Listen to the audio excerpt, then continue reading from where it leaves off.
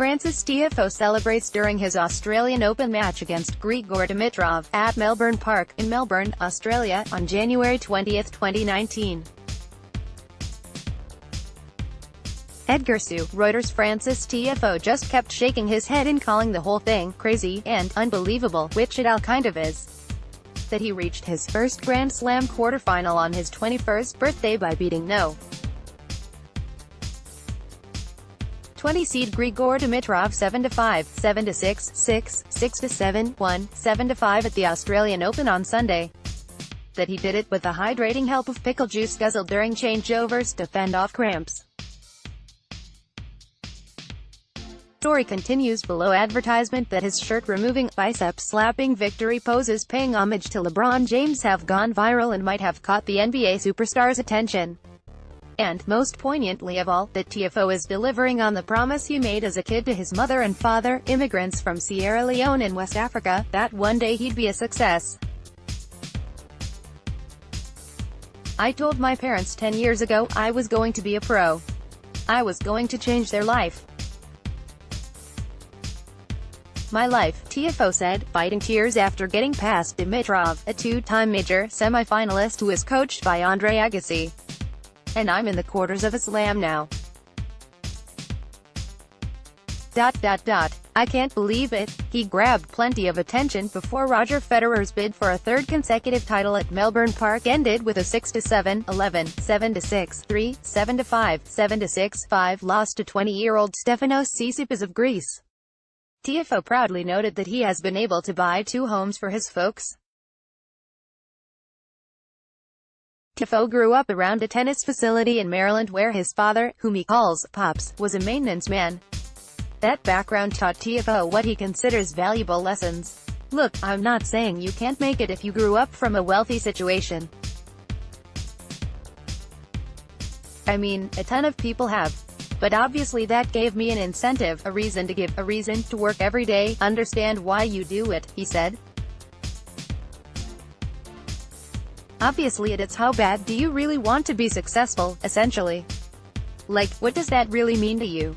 Why are you doing it?" Story continues below. Advertisement: the 39th ranked Tiafoe never had been past the third round at a major until now.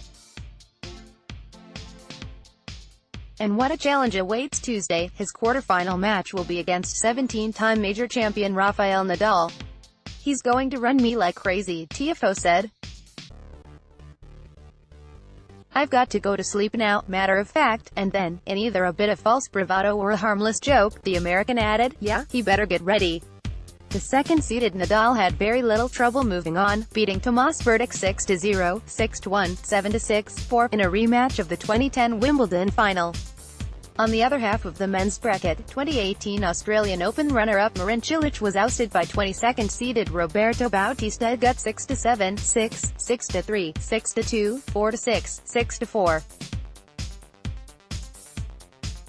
Bautista Agut had been 0-9 in fourth-round matches at majors, and his first quarterfinal will come against Tsitsipas, another man making his debut in that round. Women's action: 2 past champions and former no-ones were sent packing. Angelique Kerber, who won the title at Melbourne Park in 2016, was completely outplayed by unseeded Danielle Collins of the U.S. in a surprisingly lopsided 6-0, 6-2 upset, while 2008 champ Maria Sharapova double-faulted 10 times in a 4-6, 6-1, 6-4 loss to number 15 Ash Barty of Australia.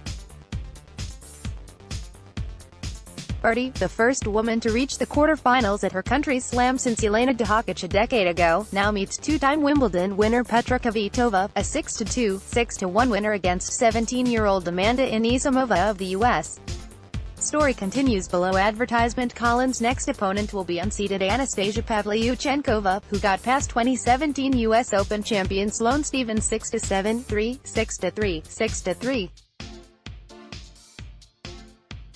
Nadal, who improved to 20-4 against Berdych, never has faced Tiafoe. "He has everything. He's quick. He serves well. Very quick forehand. He's a very dynamic player, aggressive one," Nadal said. "Of course he's dangerous. He's in the quarterfinals." Tiafoe's first contest at that stage will be Nadal's 37th. "It's so nice to see somebody new, somebody fresh," Dimitrov said.